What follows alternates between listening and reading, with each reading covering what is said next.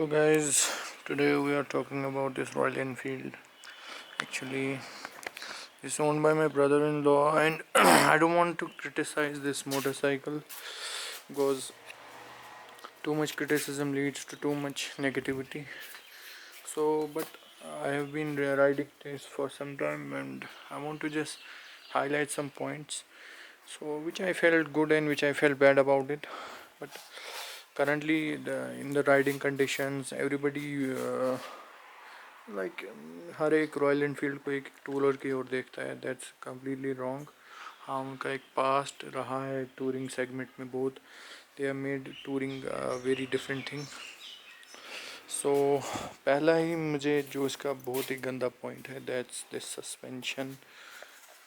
Front suspension बहुत ही hard है, नहीं सॉफ्ट है, नहीं हार्ड कह सकते हैं. I feel it hard. और यहाँ इसका कोई प्रॉब्लम है टी कोन पे, आई डोंट नो. सो वो वॉबल भी करती है एंड इट्स नॉट स्टेबल. दूसरे इनके टायर्स हैं, they are shitty. I didn't felt like they are great. हाँ, may be they may be great on the plain roads. मतलब एक मेटल परफेक्ट रोड पे अच्छे हैं, मगर once you are on the this once you're on the like slush and some like something like this muddy thing, तो ये और gravels पे ये बहुत ही स्लिप करता है. तो ये मुझे इसका बहुत अजीब लगा. Same is hair.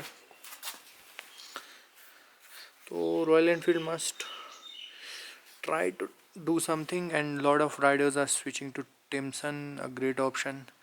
So further, मैं इसका एक अच्छा पॉइंट मुझे लगा इसका है कि इसका engine. I love the engine. I whatever the price you are paying, it's for the engine because it's so smooth.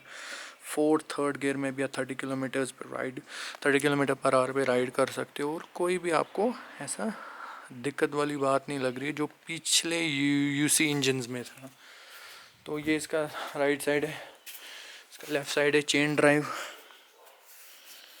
बहुत ही क्रोमिश है ये और बहुत ही परफेक्ट इंजन है. मगर एक चीज़ है जो मैंने बात देखी थी, दैट इज़ दिस.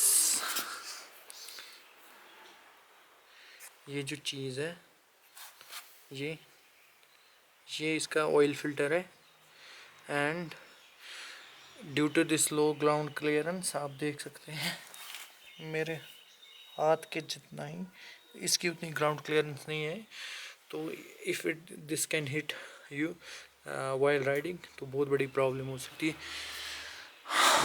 तो मूविंग ऑन, एक छोटा सा रेडिएटर भी दिया हुआ है, but it's a oil cooled air cooled engine, but दिया हुआ है for the better cooling system. आगे चलते हैं.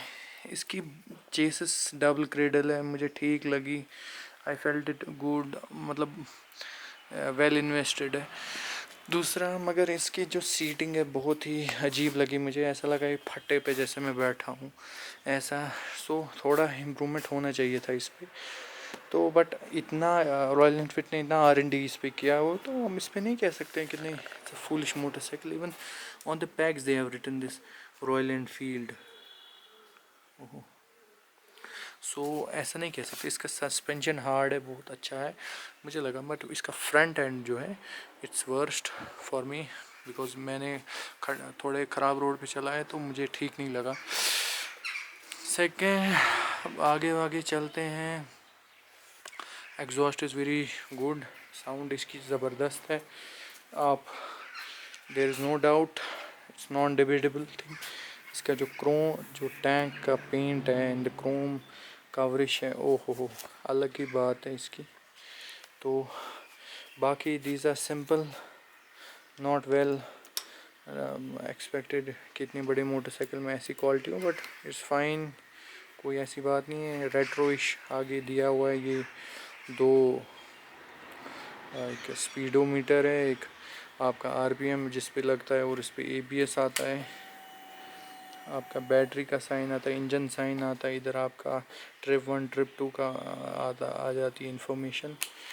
तो रॉयल एनफील्ड ने एक्चुअली ये रेट्रोइश कंडीशन रिक्रिएट करने की है कि एक बोनाविल क्रिएट की जाए, एक इंडियन मार्केट के लिए, मगर I don't think so it's truly a बोनेबल, but I really appreciate the जो उन्होंने किया है। एक 3-3.25 लाख में ऐसी मोटरसाइकिल देना, it's impossible for the other competitors. But एक बात ये भी है कि there are some limitations in the motorcycle, but it's really adorable, very well competent motorcycle, एक इस पर कोई डाउट नहीं है।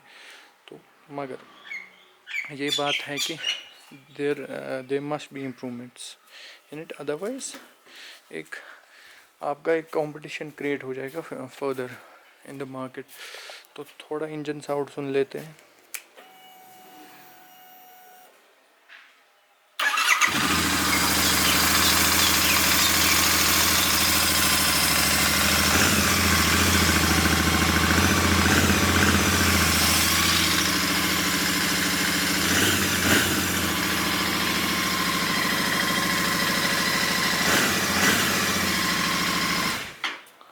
सो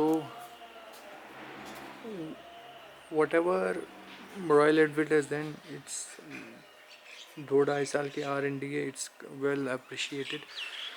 मगर हम ऐसा देखते हैं कि हमने बनी बनाई बाइक चाहिए, रॉयल एनफील्ड ने दे दी, हमने इसको खुद ही नाम दे दिया, किसी ने टूरर नाम दे दिया, किसी ने रेट्रो नाम दे दिया, किसी ने बोनेविल नाम दे दिया। तो ऐसा नहीं होता है।